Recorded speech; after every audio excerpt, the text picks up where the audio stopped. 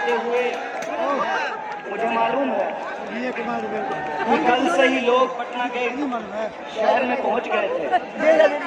रहने की जगह नहीं थी, बारिश हो गई थी, दैनिक क्रियाक्रम करने का भी कोई जगह नहीं था। जैसे तैसे ट्रेनों में, बसों में, छोटी गाड़ियों में और आसपास के इलाकों से लोग 8-8, 10-10 किलोमीटर से पैदल चल करके इस ऐतिहासिक गांधी मैदान में आए हैं। मैं सबसे पहले आप तमाम लोगों का जो यहाँ मौजूद हैं और मेरी आवाज़ जहाँ तक पहुँच रही है, आप सबका तहे दिल से शुक्रिया अदा करता हूँ। आपको धन्यवाद। दोस्तों, मैं धन्यवाद करना चाहता हूँ हमारे उन सभी ड्राइवरों का कि चोट खाने के बावजूद पूरा 38 जिला तो हमारे साथ घूमने 4000 किलोमीटर की यात्रा करने के बाद 62 सभाओं को करने के बाद आज 27 फरवरी को जब हम लोग पटना के ऐतिहासिक गांधी मैदान में एक नया इतिहास लिख रहे हैं, तो मैं आपको याद दिलाना चाहता हूं कि ये दिन चंद्रशेखर आजाद का शहादत दिवस भी है। जिन लोगों को आजाद और आजादी शब्द से दिक्कत है, उन लोगों की नफरत भरी विचारों के खिलाफ वो तमाम परमानेंट यात्री 60 से 62 लोग हमेशा हमारे साथ चलते रहे। कई साथी अपना महत्वपूर्ण काम छोड़कर, कई साथी अपनी नौकरियों से वक्त निकालकर और कई साथी अपनी पत्नियों का डांट सुनकर अपने बच्चों हमारे साथ घूमते रहे। मंच पे जो विभिन्न राजनीतिक दल के लोग यहाँ मौजूद हैं, वो तमाम लोगों ने एक बड़ी भूमिका निभाई है इस ऐतिहासिक रैली को अंजाम तक पहुंचाने में। कांग्रेस पार्टी के सीनियर विधायक अवधेश बाबू यहाँ आए थे, हमारी गाड़ी के साथ उनका भी गाड़ी फोड़ दिया था।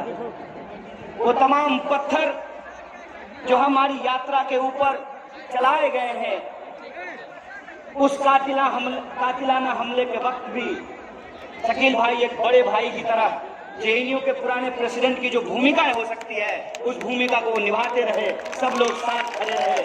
आप मैं सबका आभार व्यक्त करना चाहता हूँ। मैं आभार व्यक्त करना चाहता हूँ अपने प्रशासन का, पुलिस का, और मुझे इनसे कोई शिकायत नहीं है, क्योंकि मुझे मालूम है कि इनको ड्यूटी निभानी पड़ती है और सरकार की हाजिरी भी बजानी पड़ती है। मुझे मालूम है कि तमाम कठिनाइयों के बावजूद हमारी सभाएं हुई, परमिशन आखिरी मौके पर कैंसिल कर दिया जाता था, तो लोगों ने अपने खेत का फसल उखाड़ करके, मधेपुरा में खेत का फसल उखाड़ करके लोगों ने आम सभा कराई। उस किसान को मैं यहाँ से सलाम पेश करना चाहता हूँ। वो एक जवान जो पुलिस की वर्दी पहना हुआ है, जब हमारे ऊपर पत्थर चलते थे तो सर उस जवान का भी फूट सकता था। वो अंगरक्षक के तौर पे बिहार पुलिस के जो जवान हमारे साथ रहे हैं, मैं उनको आभार व्यक्त करना चाहता हूँ। मैं आभार व्यक्त करना चाहता हूँ बिहार की मीडिया का। हम जानते हैं दिल्ली से आपको बहुत दबाव होता है, फिर भी आपने खबर लगाई, इसके लिए हम आपको अपना आभार व्यक्त करते हैं, आपको धन्यवाद करते हैं। और मैं विशेष रूप से धन्यवाद अर्पित करना चाहता हूँ CAR विरोधी संघर्ष मोर्चा का, क्योंकि आप तमाम लोगों को यह एहसास हो गया होगा कि ये कन्हैया की रैली नहीं है। ये मार्केट में भ्रम था। बहुत सारे लोग कह रहे थे कि विधानसभा चुनाव की तैयारी हो रही है, देश बचेगा, बिहार बचेगा, संविधान बचेगा, तब न चुनाव होगा। ये एक व्यक्ति की रैली नहीं है। CAR विरोधी संघर्ष मोर्चे के वो तमाम लोग और एक आवाज पे अपना काम छोड़कर तुषार गांधी, मेधा पाटकर, कन्नन गोपीनाथन, सारिका चौधरी, शाहनवाज भाई, वो तमाम लोग जो यहाँ आए हैं और हमारे हम उम्र तो नहीं है लेकिन दोस्त की तरह बंगाल में हमारे साथ यात्रा कर रहे थे जब हमने CNRC और NPR के खिलाफ दार्जिलिंग से लेकर कलकत्ते तक की यात्रा की थी। साथी विक्टर भाई भी CNRC विरोधी संघर्ष मोर्चा बंगाल की तरफ से आए हैं और बंगाल से भी कुछ साथी आए हैं इस कार्यक्रम को सुनने के लिए। आप तमाम मेहमानों का मैं आभार व्यक्त करना चाहता हूं और आपसे मैं एक चीज साझा करना चाहता हूं। मेरी अवस्था ये नहीं है कि अमूमन मैं उस शैली में बात कर सकूं जिस शैली में मैं बात करता हूं। वजह यह है कि पिछले 3 दिनों से मुझे नींद नहीं आ रही है। कल रात भी मैं सो नहीं पाया था, इसी वजह से मैं देर से पहुंचा। वजह यह है कि देश में जो चल रहा है उसका जो उथल पुथल है, उसका जो दर्द है वो दर्द सोने नहीं दे रहा है। इसीलिए आप सबसे माफी मांगते हुए मैं आपसे ये गुजारिश करता हूं कि हो सकता है कि इस अवस्था में मेरे शब्द किसी को बुरा लग जाए, किसी को पसंद ना आए, तो ये राजनीतिक तकरीर नहीं है, ये राजनीतिक भाषण नहीं है, ये सोच करके उसको माफ कर दीजिएगा। मैं आपसे ये कहना चाहता हूं कि आज देश के भीतर जो हालात पैदा किए गए हैं उस हालात में बोलना तो जरूरी है ही, लेकिन जिन लोगों ने अपनों को खोया है, जिनके बच्चों को मार दिया गया है और उनका कोई कसूर नहीं था, वो दवाइयां लेने के लिए जा रहे थे, वो राशन लेने के लिए जा रहे थे, वो अपने बच्चे को स्कूल पहुंचाने के लिए जा रहे थे, वो अपना दुकान खोलने के लिए गए थे, जिनका घर जलाया गया, जिनके ठेले जलाए गए, जिनके अपनों को छीन लिया गया।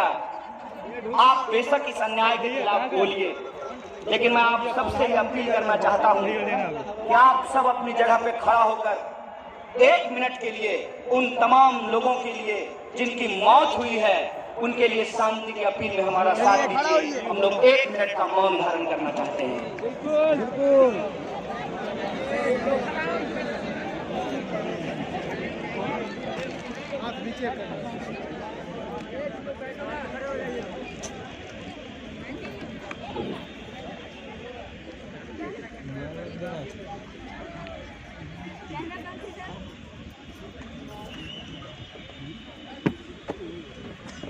आप बहुत ही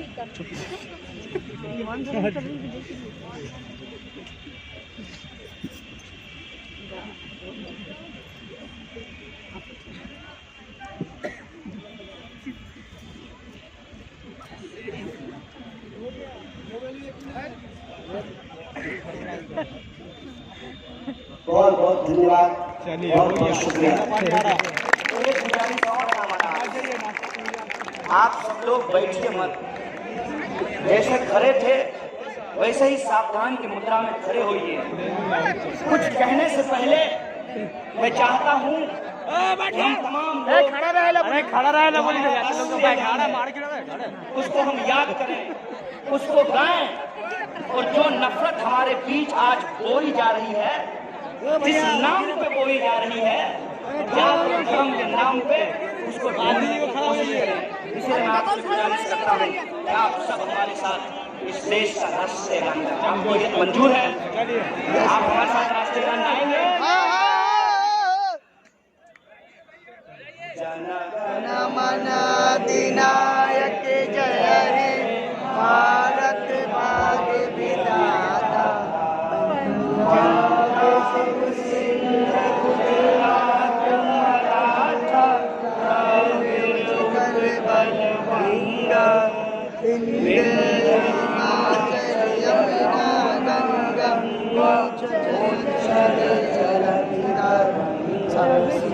तब शुभ नाम जागे, तब शुभ आशीष मांगे, गायक तब जय गाता,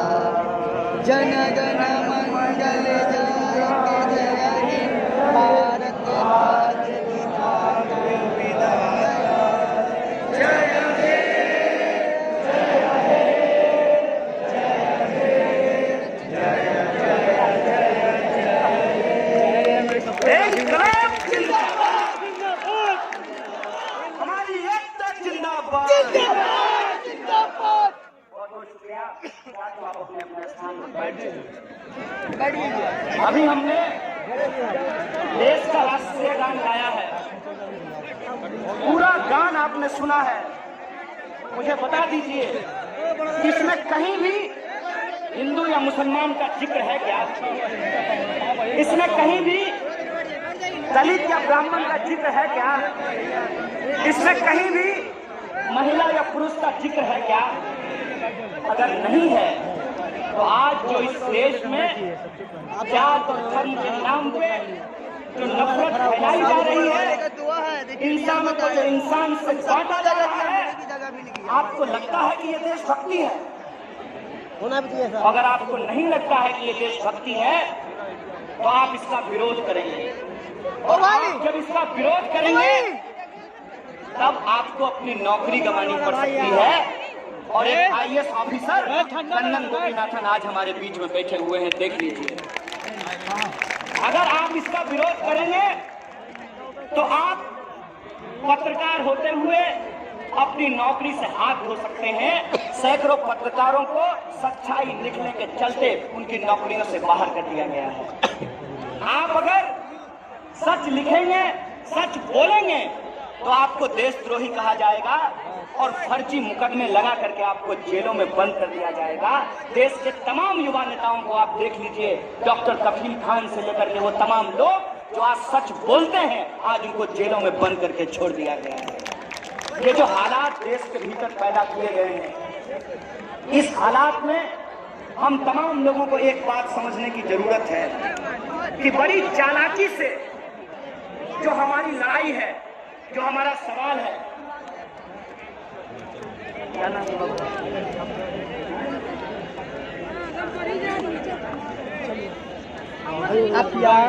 दो बच्चे हैं, दिलशाद और सानिया, ये हो गए हैं, ये मंच में हैं। जिनका ये बच्चा है वो कृपया आकर के मंच से इनको ले जाएं। वैसे तो हमारे सबके बच्चे हैं, माँ बाप हैं, वो इनको आकर के ले जाएं। खड़ी हो जाएगी। दोस्तों, मैं कह रहा था कि आज किस तरह की राजनीतिक परिस्थिति देश के भीतर पैदा की गई है कि अगर आप सरकार की बात से सहमत हैं तो सही, अगर आप सरकार की बात से सहमत नहीं हैं तो आपको देशद्रोही कहा जाएगा। सरकार ने तमाम अपनी चीजों को गुमराह करने के लिए, जो उनकी असफलता है उसको गुमराह करने के लिए रोज हमारे बीच में एक नया एजेंडा फेंकती है। अभी एजेंडा क्या आया है कि CAA के समर्थन में और CAA के विरोध में रैलियां हो रही हैं। एक बात आप मुझे बताइए कि कोई कानून जब पास हो गया है तो उस कानून के समर्थन में रैली निकालने की क्या जरूरत है? वो कानून ऑलरेडी पास हो चुका है। जिसको उस कानून से दिक्कत है वो लोग उस कानून का विरोध करेंगे। असल मसला क्या है? मसला ये है कि दिन रात जो हमारे टेलीविजन पर और हमारे व्हाट्सएप ग्रुप में नफरत फैलाई जा रही है, उस नफरत को इस देश के गली मोहल्लों में ये उतारना चाहते हैं। ये चाहते हैं कि हिंदुओं और मुसलमानों को आपस में लड़ाया जाए और गांधी के इस देश में, अंबेडकर के इस देश में, भगत सिंह के इस देश में इंसानों को आपस में लड़ा करके रोटी रोटी, कपड़ा, मकान, शिक्षा, स्वास्थ्य, सड़क, बिजली और आत्मसम्मान के सवाल को गुमराह किया जाए। इसीलिए आज हमारे सामने ये कठिन चुनौती है कि कैसे ये जो साजिश है उस साजिश का हम पर्दाफाश करेंगे। आप तमाम लोगों से मैं एक सवाल पूछना चाहता हूं। भाजपा के मित्र कहते हैं कि जो CAA का विरोध कर रहे हैं वो इस देश में हिंदुओं को नागरिकता देने के खिलाफ हैं। तो मैं आपसे एक सवाल पूछना चाहता हूं, क्या आप सब लोग, बिहार के लोग, जो ये बुद्ध की धरती है, महावीर की धरती है, इस धरती पर रहने वाले लोग किसी भी धर्म को, ये गुरु गोविंद सिंह की भी धरती है, ये मौलाना मजरूल हक की भी धरती है, ये पीर अली की भी धरती है, इस धरती पर क्या आप किसी भी इंसान को, किसी भी धर्म के इंसान को नागरिकता देने के खिलाफ है क्या? हाथ उठा करके जोर से बोलिए। तो ये झूठ क्यों बोला जा रहा है? हम किसी को नागरिकता देने के खिलाफ नहीं है, बल्कि नागरिकता देने के नाम पर एनआरसी और एनपीआर की साजिश के द्वारा इस देश के लोगों को जो नागरिकता छीनने की तैयारी की जा रही है उसकी मुखालफत कर रहे हैं, उसका विरोध कर रहे हैं। और हमारी विरोध को, हमारी लड़ाई को कमजोर करने के लिए ये जो अपने आप को दादा समझते हैं ना दिल्ली में बैठ करके, ये शाहीन बाग की पंक्तियों से डर गए हैं और उसको बदनाम करने के लिए दिन रात नफरत लोगों के बीच में फैलाया जा रहा है। ये नफरत लगातार लोगों के बीच में ले जाया जा रहा है ताकि इस देश के लोगों के जो बुनियादी सवाल है उसको गुमराह कर दिया जाए। अभी आपको पता चला कि देश में 45 साल में सबसे ज्यादा बेरोजगारी है और पिछले 5 साल में 3 करोड़ 16 लाख लोगों की नौकरियां चली गई हैं और नौकरियां नहीं मिलने के दबाव में ये आंकड़ा आ चुका है कि हर घंटे एक नौजवान आत्महत्या कर रहा है। मैं अपने नौजवान दोस्तों से अपील करना चाहता हूं कि दोस्त, अपने भाग्य को कोस करके हम आत्महत्या नहीं करेंगे, बल्कि हमारा कैरियर छीन करके अपने बेटे का कैरियर बनाने वाले इस तरीपार से सवाल का जवाब मांगेंगे। आप सोचिए कि कितनी चालाकी से इस देश में गांधी जिंदाबाद कहने वाले लोगों को आज देशद्रोही कहा जा रहा है और गोडसे जिंदाबाद कहने वाले लोगों को पार्लियामेंट में बिठा दिया गया है। खुलेआम लोगों को भड़काने वालों के ऊपर एफआईआर नहीं किया जाता है और जब एफआईआर करने का निर्देश माननीय उच्च न्यायालय देती है तो उस जज का ट्रांसफर कर दिया जाता है। आप देखिए कि खुलेआम इस देश के भीतर क्या किया जा रहा है। खुलेआम इस देश के भीतर धीरे धीरे लोगों के जो संवैधानिक अधिकार हैं उनके संवैधानिक अधिकारों को छीनकर इंसानों को गुलाम बनाने की साजिश रची जा रही है। आप देखिए कि आज इस देश में एक ही वर्ग के लोग हैं जो सीए, एनआरसी और एनपीआर का विरोध कर रहे हैं और जो वर्दी पहन करके इस देश की सेवा कर रहे हैं वो एक ही क्लास के लोग हैं, एक ही वर्ग के लोग हैं। उनको कैसे आपस में लड़ाया जा रहा है? मैं एक सवाल पूछना चाहता हूँ कि गृह मंत्री साहब को पेंशन मिलेगा लेकिन वर्दी पहन करके नौकरी करने वाले इन सिपाहियों को पेंशन नहीं मिलेगा। इसको बेईमानी नहीं कहेंगे तो क्या कहेंगे? मैं ये सवाल पूछना चाहता हूँ कि हमारे बच्चों के हाथ में आप पत्थर थमा देना चाहते हैं, हमारे नौजवानों के हाथ में आप रोड थमा देना चाहते हैं और अपने बेटा को बीसीसीआई का सेक्रेटरी बना देना चाहते हैं। हम आपकी साजिश के खिलाफ गांव-गांव जाएंगे, एक एक इंसान के बीच में जाएंगे और आपको क्या लगता है आप हमको अपनी नफरत से डरा देंगे? आप भुलावे में हैं। हम गांधी को मानने वाले लोग हैं और गांधी जी के प्रपोज आज हमारे मंच पर बैठे हुए हैं। ये इस बात की शिनाख्त है, देख लीजिए। हम इस देश में आप तमाम लोगों को याद दिलाना चाहते हैं कि यही नफरत, जो नफरत आज इस देश के भीतर बोई जा रही है, इसी नफरत का नतीजा था कि इस खूबसूरत देश को 2 हिस्सों में बांट दिया गया।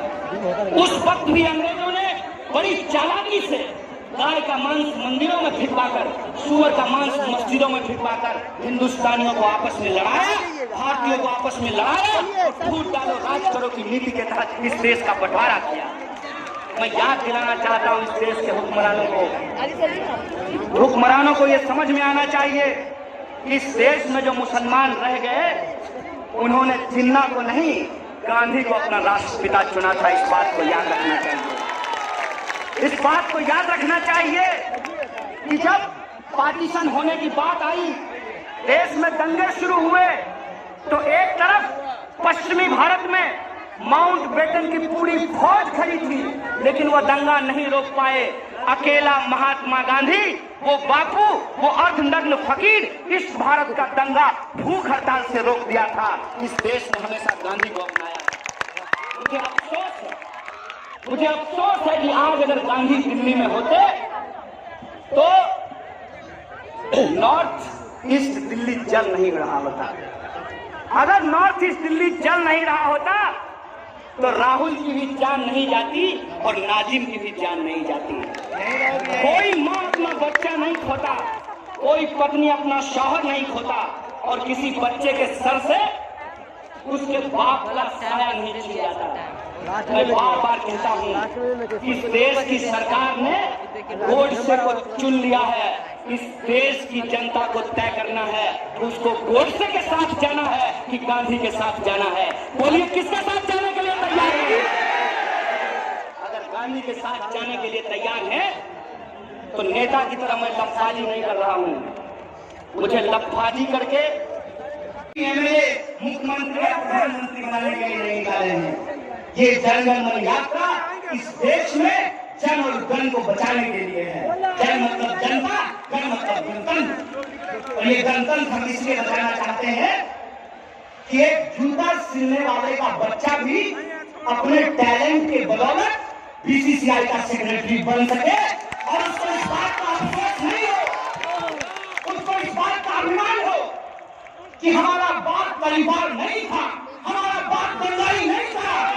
उसको इस बात का अभिमान हो, उसको इस बात का अभिमान हो कि इस देश में ईमानदारी से मजदूरी करना ये हमारी बदकिस्मती नहीं है। उसको इस बात का अभिमान हो, वो गर्व से ये बोल सके कि हाँ, हमारा बाप किसान है, हम किसान का बच्चा है। क्यों भाई, क्यों? कलेक्टर का बेटा कलेक्टर बनेगा, डॉक्टर का बेटा डॉक्टर बनेगा, लीडर का बेटा लीडर बनेगा। मैं पूछता हूँ कि फार्मर का बेटा फार्मर क्यों नहीं बनेगा? ये सवाल मैं पूछना चाहता हूँ। क्या दिक्कत है? कैसी व्यवस्था आप इस देश के भीतर बना रहे हैं? और कोई सवाल पूछता है तो आप राजनीतिक गुनागणित लगाने लगते हैं। जो लोग आज धर्म देखकर वोट बैंक की गिनती कर रहे हैं वो नेता नहीं है, गिद्ध है। इस बात को आप याद रखिएगा और इन गिद्धों से हमको सावधान रहने की जरूरत है। मैं पूछता हूँ कि खून बहता है, किसी का भी बहता हो, टोपी लगाने वाले का बहा हो या टीका लगाने वाला